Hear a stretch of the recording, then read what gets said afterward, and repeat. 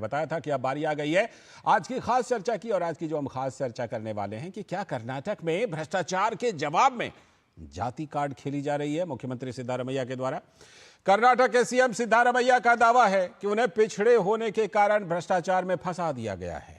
CM Siddaramaiah ने कहा है कि उन्होंने जाति गणना करवाई तो विपक्ष ने गुस्से में आकर उन पर इल्जाम लगा दिया।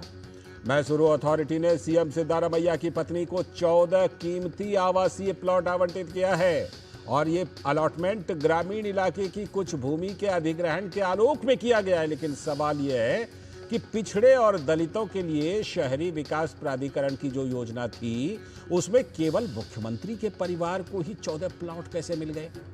मोडा के 4000 करोड़ रुपए के घोटाले की शिकायत जब कर्नाटक के गवर्नर थावरचंद गहलोत के पास आई तो उन्होंने कार्रवाई की अनुशंसा कर दी।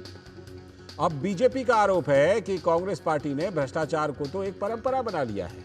नेशनल हेराल्ड से लेकर मुडा तक अपने हित में हथियाने की कोशिश कांग्रेस पार्टी करती आ रही है।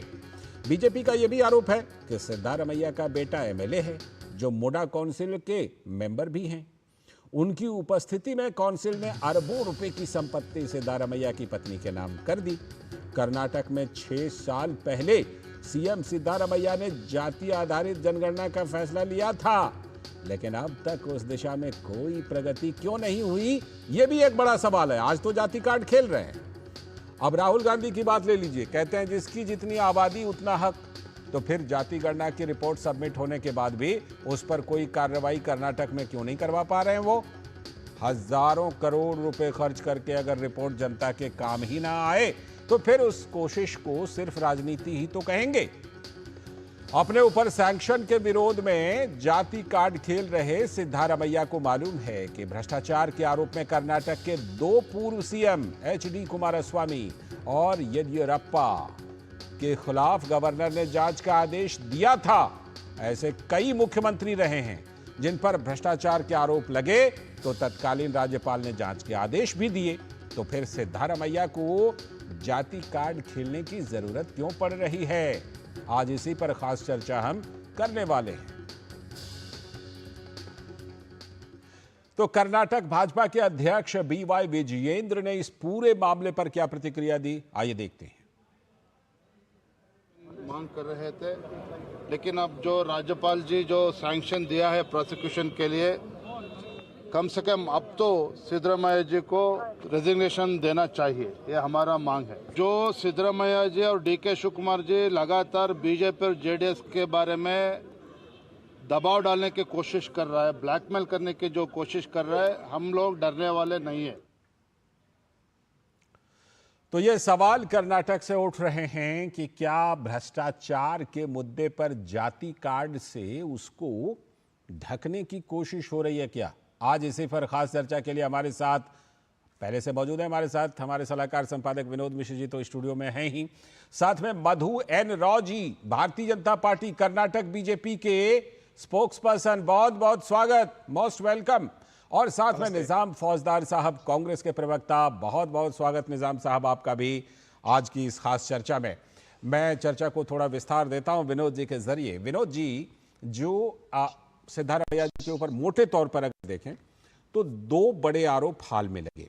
एक एसटी फंड ट्रांसफर वाला जो गड़बड़ी है वो मामला, जिसमें उन्होंने स्वीकार भी किया कि हाँ 89 करोड़ का हुआ तो है, 89 करोड़ की गड़बड़ी हुई तो है। फिर अभी जो मुडा जमीन आवंटन वाला मामला है, अब जाकर के जिस सिद्धारमैया को वो जाति गणना वाली रिपोर्ट इतने सालों तक याद नहीं आई, अब उनको लग रहा है कि उनको तो निशाना इसलिए बनाया जा रहा है क्योंकि पिछड़ी जाति के हैं। तो ये कार्ड काम आएगा क्या।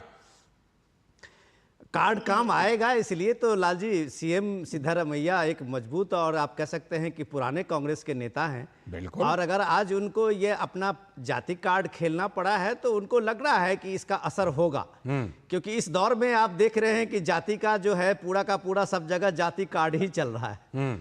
संसद से और संसद के बाहर, सड़क से लेके आप संसद तक हर जगह आप जाति कार्ड देख रहे हैं।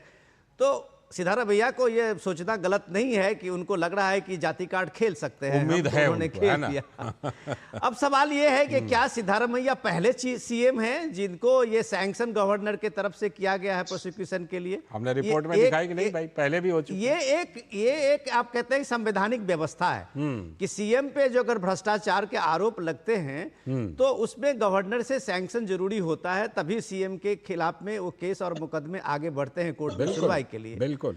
तो अगर ये सिद्धारमैया पे जो लगातार इस तरह के मुडा के जो घोटाले के बारे में शिकायत थी उनके परिवार से जुड़े हुए, और अगर उसके शिकायत पे थावरचंद गहलोत जो वहाँ गवर्नर हैं उन्होंने सैंक्शन दिया, तो सिद्धारमैया को क्यों जाति गणना की बात याद आ गई, क्यों सिद्धारमैया को अपना ओबीसी कार्ड की याद आ गई? तो सवाल ये है कि लोगों को पता है। अब जब लोगों को पता है तो उन्हें छुपाने के लिए इनके पास में कोई चारा नहीं होता जी।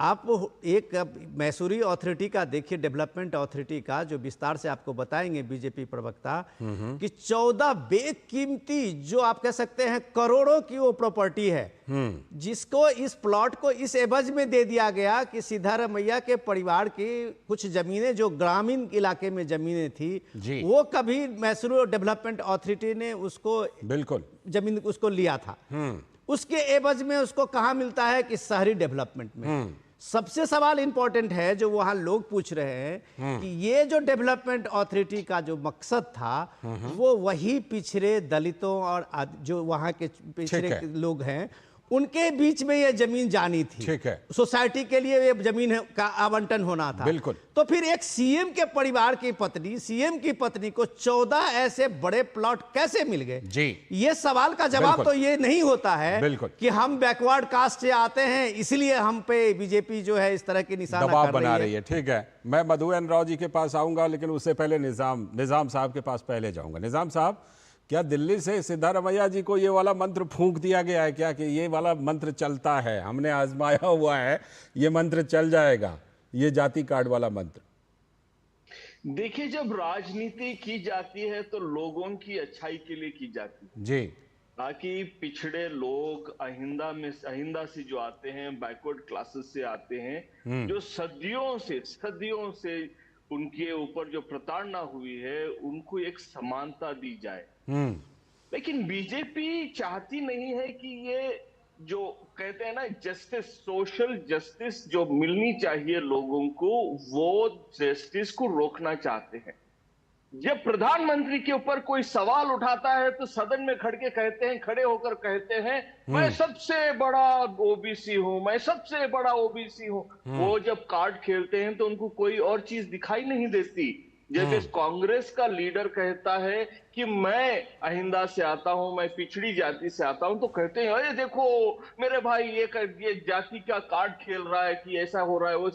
लेकिन मैं ये पूछना चाहता हूं कि जब प्रधानमंत्री अब अदानी और अंबानी को करोड़ों की जायदाद, लाखों करोड़ों की जायदाद इस देश की जो सिल्वर होता है, the silver of the nation, उनको उठाकर ऐसे ही मुफ्त में दे देते हैं तो कोई सवाल उसमें नहीं तेलंगाना वाला भी शामिल है ना? तेलंगाना वाला उसमें शामिल होगा। लालचंद जी, आज सवाल बड़ा है, आज सवाल बड़ा है, लेकिन क्योंकि आज सिद्धरामैया की जात पे आ गई है बात। ठीक है, वो पिछड़ी जातियों का समर्थन करते हैं तो मिर्ची लग गई है बीजेपी के लोगों को। ठीक है, मैं पूछता हूं, मैं मधु जी से पूछता हूं। जब इनके जो चीफ मिनिस्टर थे विजेंद्र के डैडी जो उनके पिताजी हैं, कौन है उनके पिताजी? बिल्कुल कौन है? जिनके सामने अमित शाह भी आकर झुक जाते हैं। ठीक है, उनके सामने अब मुझे मधु जी के पास जाने दीजिए, जाते हैं, मैं लौटता हूं आपके पास। अकाउंट में व्हाइट मनी 20 करोड़ सारे सवालों का जवाब मैं लेता हूं मधु जी से, फिर लौटूंगा आपके पास। निजाम साहब, लोग उसका सवाल नहीं उठाएंगे, लेकिन आज निजाम साहब, सिद्धरामैया जब कहते हैं कि मैं पिछड़ों का साथ दूंगा तो इनको मिर्ची लगने लगती है। मैं लौटता हूं आपके पास। निजाम साहब, जाति के लिए, हम समानता के लिए लड़ाई लड़ेंगे।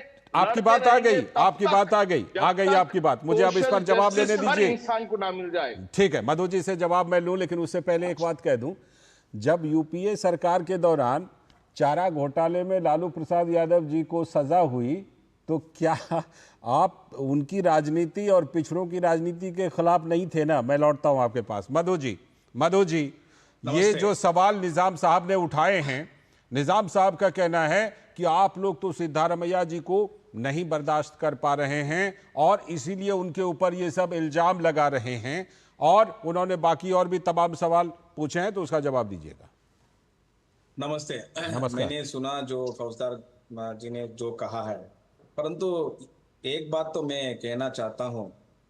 देखिए, कौन सी पार्टी ये बात कह रहे कि येडियुरप्पा जी और मोदी के बारे में कह रहे हैं जी। अरे आपका पार्टी जो है, आपका पार्टी नेता जो है सोनिया गांधी जी, वो अक्यूज्ड ऑन बेल है। और राहुल गांधी आप जी शायद accused on नेशनल bail है। हेराल्ड मामले का जिक्र कर रहे हैं। हाँ, वही तो मैं कह रहा हूँ। हाँ। और DK Shivakumar ji accused on bail है। आपका पार्टी के बारे में थोड़ा सोचिए भाई। एक बात। दूसरी, मेरा ये मानना है कि सिद्धरामैया जी जो उस वक्त किया था, मैं कहता हूं उसको स्कैम। अभी फौजदार जी बात कर रहे थे कि वो मिर्ची क्यों लगा, ऐसे कह रहे थे। मैं एक बात स्पष्टता से पूछना चाहता हूं कांग्रेस वालों से। 1998 में जब डिनोटिफिकेशन मरा हुआ आदमी के लिए हुआ, तब क्यों मिर्ची नहीं लगा आपको? 2004 में जब वो डिप्टी चीफ मिनिस्टर थे, मरा हुआ आदमी से उसका ब्रदर इन लॉ को सेल डीड हुआ, तब क्यों मिर्ची नहीं लगा आपको? और 2010 में जो ब्रदर इन लॉ ने सिद्धरामैया जी का पत्नी के लिए गिफ्ट डीड हुआ था, तब एलओपी थे, तब क्यों नहीं हुआ? मधु जी, ये जो आप बातें गिना रहे हैं, ये सिद्धारमैया के ऊपर करप्शन के जो आरोप हैं, वो मुद्दे गिना रहे हैं ना आप? वही तो मैं बात कर रहा हूं सर। ठीक है। परंतु ये अभी जब खुलासा हुआ है कि ये सत्य आ रहा हूं, निजाम साहब आ रहा हूं आपके पास। वो सब आया हुआ है। अभी सिद्धरामैया जी कह रहे हैं नहीं, मैं तो पिछड़े जाति से बिलोंग करता हूं।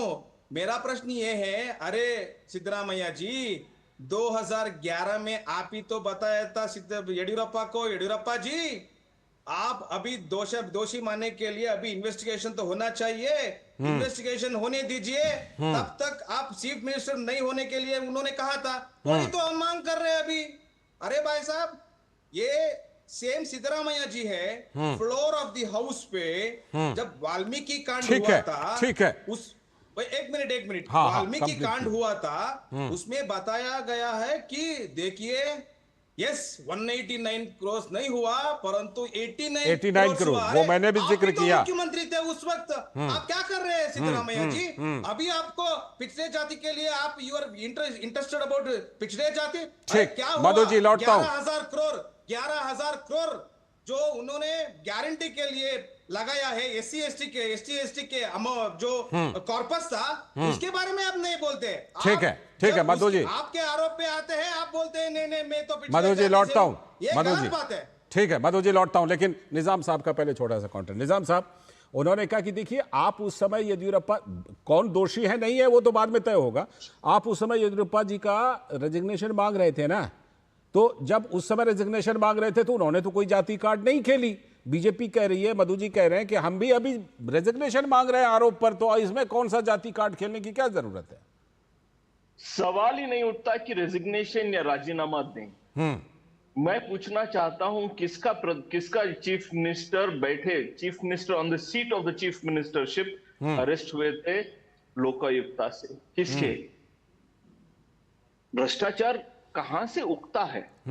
भ्रष्टाचार अगर कहीं इस देश में कहीं उसकी बीज है, कहीं से उगता है, तो वो बीजेपी के हेडक्वार्टर से आता है। अच्छा, आज अगर गवर्नर, कर्नाटका के गवर्नर में नैतिकता है, तो आज ही एक सैंक्शन करना चाहिए एचडी कुमारस्वामी पे प्रोसिक्यूशन के लिए। सिद्धारमैया जी पर नहीं करना चाहिए खाली, बस बाकी सब पर कर देना चाहिए। आप करें, सब पे करें, आप लालचंद जी पे भी करें, मधुरा। मैंने कुछ नहीं किया, मैंने कोई गड़बड़ी नहीं की, मेरे ऊपर क्यों आप कार्रवाई करवा रहे? चाहे आजकल बीजेपी की हालत ऐसी हो गई है, अगर लालचंद जी दो बात ऐसे बोल दें तो आपके ऊपर भी एक एफआईआर कर देंगे और आपके ऊपर भी एक प्रोसिक्यूशन कर देंगे। नहीं, ऐसा तो बंगाल में हो रहा है, पश्चिम बंगाल में ऐसा हो रहा है। कि पहले आरोप लगाओ, उसको पहले जेल में डाल दो, 6-7 महीने उसको जेल में सड़ाएंगे, उसके बाद में बेल पे छूट जाएगा। किसकी राजनीति पक रही थी? ठीक है, ठीक है, ठीक है, ठीक है, ठीक है। मधु जी मधु जी सुनिए, एक सेकेंड सुनिए। मधु जी दरअसल आपको कुछ काउंटर करना चाह रहे हैं। लालचंद जी, सिंपल बात है। हाँ। क्या सिद्धरामैया जी की फैमिली, क्या सिद्धरामैया जी की बीवी या उनके साले ने अपनी जमीन मूडा को दी थी या नहीं दी थी? 3.2 एकड़ जमीन दी थी।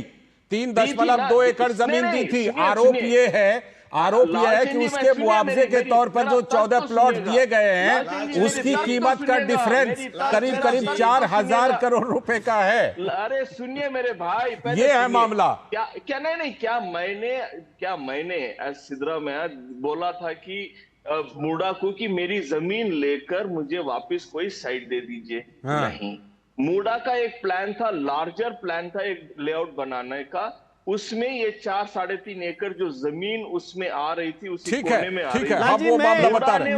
मैं बीच में ठीक है, विनोद जी बीच में, विनोद जी को मैं चर्चा में लाता हूँ, फिर बाद में मधु जी के पास। विनोद जी लाल जी, मैं सिर्फ निजाम साहब को मैं सिर्फ जमीन ले लीजिए। निजाम साहब लौट रहा। निजाम साहब, आप कॉम्पनसेशन वो पूरा मामला क्या है, आरोप क्या है, वो हमने बताया है। Under the supervision of the chief minister. ठीक है, मधु जी आ रहा हूं आपके पास, लेकिन विनोद जी की एक टिप्पणी लेने के बाद। विनोद जी निजाम साहब रुक जाइए। निजाम साहब रुक जाइए। आपका हम लोगों ने सुन लिया। मैं थोड़ा सा करेक्शन चाहता हूं। आप जब बता रहे थे, एक तो सबसे बड़ी बात यह है कि अचानक कांग्रेस को पिछड़ा, दलित और ये जितनी चीजें आप कह रहे हैं, लोगों को सुनने में थोड़ा सा हास्यास्पद लगता है। क्यों? वो जो रिपोर्ट जो ठंडे बस्ते में 4 साल में आते आते कांग्रेस का जो ये सारे जाति को लेके ये मोह जो जगह है, उसको लेके थोड़ी सी बात है। मैं आपको सिर्फ एक करेक्शन चाहता हूं, जो आप अपने अभी स्टेटमेंट में बता रहे थे। आप बीजेपी के प्रवक्ता, खुद आपका जवाब देंगे, वो सफिशिएंट है। मेरा सवाल ये है कि जब आप कह रहे थे कि सिद्धारमैया दलित पिछड़ा है और इसलिए उनको दबाया जा रहा है, ये कार्ड प्राइम मिनिस्टर मोदी भी खेलते हैं, तो पहले मैं जस्ट आपको एक उदाहरण दूं कि जो अभी जो थावरचंद गहलोत है, गवर्नर हैं, वो राज्यपाल आपके कर्नाटक में, वो भी दलित समुदाय से आते हैं। बिल्कुल। और कर्नाटक के आपके मंत्री उनको नालायक कह रहा है। ये आपके मंत्री कह रहे हैं कि ये दलित नहीं, दलित नालायक गवर्नर है, इसको हटाओ। एक मंत्री आपके कहते हैं कि अगर ये गवर्नर नहीं हटा तो बांग्लादेश वाली हालत यहां होगी। एक गवर्नर, आपके सारे मंत्री जो उस गवर्नर के लिए, अगर आपके पिछड़े मुख्यमंत्री हैं, तो एक दलित जो वहां के राज्यपाल हैं, उनके लिए जितनी अभद्र भाषा का प्रयोग करना चाहिए, उससे हद से ज्यादा वो अपने लिमिट को पार करते हुए वो अभद्र भाषा का प्रयोग कर रहे हैं, तब वो दलित नहीं होते हैं। रही बात, मैं सुनिए, मैं निजाम साहब आ रहा हूं। देखिए, मैं जाति कार्ड आप खेलिए, ये आपका अपना पॉलिटिकल हक है, लेकिन जब आप प्राइम मिनिस्टर मोदी के लिए कह रहे थे कि पार्लियामेंट में वो कह रहे थे कि सबसे बड़ा ओबीसी मैं हूं, तो उस टेक्स्ट, उसको रेफरेंस को भी आप सही में डालिए। वो अपने को बचा नहीं रहे थे। जब आपके नेता राहुल गांधी कहते हैं कि इस देश में कितने सेक्रेटरी ओबीसी दलित में से आते हैं, तो 3 गिनाते हैं। उसका जवाब देते हुए प्राइम मिनिस्टर मोदी ने कहा था कि लोगों को दिख नहीं रहा है कि सबसे बड़ा ओबीसी यहाँ बैठा हुआ है। और आप उसका इंटरप्रिटेशन दे रहे हैं। इंपॉर्टेंट ये चीज है समझने की, आप खेल लीजिए जितने भी जाति कार्ड खेलना हो। करप्शन का जो इशू है, उस करप्शन के इशू में आप दिल्ली का ही एग्जाम्पल लीजिए कि अगर केजरीवाल जेल जाते हैं तो वो मोदी सरकार ने भेज दिया, और अगर बेल किसी को मिल जाता है नेता को, तो अगले दिन सत्यमेव जयते हो जाता है। जो सुपर हिट कार्ड होता है, ये कार्ड नहीं चलेगा। अब लोग पढ़े लिखे हैं, उनको फर्क करने आता है। ठीक है, मुझे निजाम साहब, मैं आपके पास आऊं, उससे पहले थोड़ा सा, काफी देर से मधु जी कुछ कहना चाह रहे हैं। मधु जी की बात लेके फिर आप उनका जवाब दीजिएगा। मधु जी मेरा ये कहना है कि अभी वो पिछड़ी जाति है और SC ST के लिए वो बहुत तरस रहा है उसका मन। बात ये है कि जिसका भूमि था वो SC ST का था, ये आपने दिखाई रिपोर्ट था। अरे भाई, वो मरा हुआ आदमी से आपको कैसे मिला? ये तो प्रश्न है, ये तो सवाल हम पूछ रहे हैं सिद्धरामैया जी से। सिद्धरामैया जी ने फ्लोर ऑफ द हाउस पे वे म्यूडा डिस्कशन से घबराहट होके चला गए। एक दिन के पहले ही वो साइनेट अर्जेंटमेंट ले लिया था। क्यों? क्योंकि ये सब रिकॉर्ड पे आया हुआ करता था, इसलिए लेकिन उसको डर लगा। मधु जी एक क्लैरिफिकेशन, उनकी पत्नी पार्वती जी को उनके भाई ने वो जमीन गिफ्ट की है 3.2 एकड़। Sir give me just 1 minute, मैं बताऊंगा आपको क्या हुआ है। आ रहा हूं निजाम साहब। सर 1998 में डी नोटिफिकेशन हुआ मरा हुआ आदमी के। पॉइंट 1, उस वक्त डिप्टी सीएम मिस्टर सिद्धरामैया थे। 2004 में जो दूसरा मरा हुआ आदमी है, उससे ब्रदर इन लॉ को लैंड सेल डीड हुआ म्यूडा से। कैसे? आफ्टर म्यूडा एक्विजिशन किया था उस वक्त पे, और उस वक्त डिप्टी सीएम था सिद्धरामैया जी। 2010 में ब्रदर इन लॉ जो है मल्लिकार्जुन स्वामी, उन्होंने सिद्धरामैया जी के बीवी को उन्होंने गिफ्ट डीड किया था। उस वक्त एलओपी थे। और 2017 में जब वो कॉम्पनसेशन के लिए वो एप्लीकेशन डाला था, उस वक्त वो चीफ मिनिस्टर थे। स्वाभाविक तरीके से हम बोल रहे हैं ये तो करप्शन की बात है। आपका सिग्नेचर तो नहीं हो सकता है, पर आपका डायरेक्शन से हुआ है ना ये। ठीक है मधु जी आप निजाम फौजदार साहब जी एक बात ठीक लालचंद जो है कंप्लीट कीजिए जो बेनिफिशियरी है वो बेनिफिशियरी है। ठीक है मालूम ही नहीं ठीक निजाम साहब, अब निजाम साहब की बारी। 1 मिनट भाई, अरे एक मिनट हम तो ये मान कर रहे हैं आपका वक्त हो गया। आ रहा हूं निजाम साहब आ रहा हूं, बस मधु जी कंप्लीट कर रहे हैं। मधु जी कंप्लीट कर रहे हैं। मैं घुमा से बात नहीं कर रहा हूं आपके तरह। आप तब से घुमा रहे हैं, कहां घुमा रहे हैं मधु जी? क्योंकि आपके ठीक है मधु जी, आपके सवालों पर निजाम साहब का जवाब लेता हूं। निजाम साहब बताइए, गोल गोल घुमा रहे हैं। बताइए निजाम साहब। कर रहे हैं आप, वो तथ्य के ऊपर बात ही नहीं कर रहे। निजाम साहब हम बोलिए। बात करेंगे ना, अभी आपको और थोड़ी तकलीफ होने वाली है, थोड़ा पानी पी लीजिएगा। दे दीजिए बोल करके जवाब दे करके दे दीजिए। अहिंदा के सब्जेक्ट पे, दलितों के सब्जेक्ट पे, पिछड़ों के सब्जेक्ट पे बीजेपी कोई भी एक पिछड़े हुए प्रवक्ता को नहीं भेजेगी। आज भेजी है तो किसको भेजी है? अब देखिए प्रवक्ता में भी जाति ढूंढ ली, प्रवक्ता में भी जाति ढूंढ ली। वाह क्या बात है, मैं तो सोच रहा था खाली सिद्धारमैया जी जाति कार्ड खेल रहे हैं, निजाम फौजदार साहब भी जाति कार्ड खेल रहे हैं यहाँ पर। करना है निजाम फौजदार साहब भी जाति कार्ड खेल रहे हैं। को जो प्रवक्ता है आपके टीवी पर बिठाकर उनसे बुलवाइएगा कि ये बात गलत है या सही है। ये सही है। आप लोग इस देश को बिल्कुल। अच्छा विनोद जी सहयोग देखिए, राहुल गांधी जी से लेकर सिद्धारमैया जी से लेकर के निजाम फौजदार जी सबको पूछ रहे हैं जाति क्या है? कौन सी जाति के प्रवक्ता है? ठीक है, इसी नोट पर आज की इस चर्चा को समाप्त करते हैं। लेकिन सवाल यही है कि क्या सिद्धारमैया जी का भ्रष्टाचार के जवाब में जाति कार्ड चल पाएगा क्या? बहुत बहुत शुक्रिया निजाम साहब जुड़ने के लिए, मधु जी जुड़ने के लिए, और विनोद जी आपका भी जुड़ने के लिए बहुत बहुत शुक्रिया। लेकिन सवाल ये बना रहेगा कि क्या भ्रष्टाचार के जवाब में सिद्धारमैया जी का जाति कार्ड